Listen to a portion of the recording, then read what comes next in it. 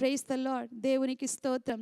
కాబట్టి మనము కలిసి వచ్చినప్పుడు ప్రార్థన చేయటం అనేటటువంటిది, కలిసి కుటుంబంలో ప్రార్థన చేసినప్పుడు దేవుడు అద్భుతమైన కార్యాలు జరిగిస్తాడు. వ్యక్తిగతంగా దేవుని సన్నిధానంలో మనము కూర్చుండి ప్రార్థన చేసినప్పుడు దేవుడు అద్భుతమైనటువంటి కార్యాలు జరిగిస్తాడు. అది ఎంత క్లిష్ట పరిస్థితి అయినప్పటికీ, అది ఎంత మరి నిన్ను కలవరపెట్టే పరిస్థితి అయినప్పటికీ కూడా దేవుని యొక్క సన్నిధానంలోను ప్రార్థన చేసినప్పుడు మన దేవుడు నమ్మదగిన దేవుడు గనుక ప్రతి ప్రార్థనకు కూడా ఆయన జవాబు ఇచ్చేటటువంటి దేవుడై ఉన్నాడు. కాబట్టి ప్రార్థన అనేటటువంటిది అది ప్రభావము కలిగినది.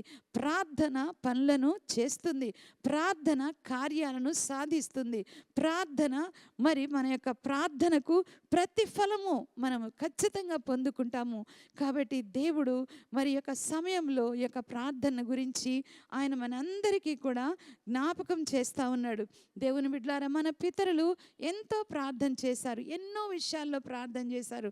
మనం పాటలు కూడా పాడుకుంటాం. మోషే ప్రార్థించగా మన్నాను కురిపించితివయ్యా అని చెప్పి, ఈ విధంగా యెహోషువ ప్రార్థించగా సూర్యచంద్రులను నాపితివయ్యా అని కేవలం మనం పాటలు పాడుకునేటటువంటిది మాత్రమే కాదు, కానీ మన యొక్క జీవిత యాత్రలో మనం ఎదుర్కొనేటటువంటి పరిస్థితుల్లో కొన్ని ఆత్మీయ పోరాటాలు, కొన్ని విషయాలు, శరీర సంబంధమైనటువంటి పోరాటాలు, ఎన్నో సమస్యలు మన ఎదుటికి వచ్చినప్పుడు ప్రతి సమస్యకు కూడా మనము చేయవలసింది ఏంటి అంటే ప్రార్థన.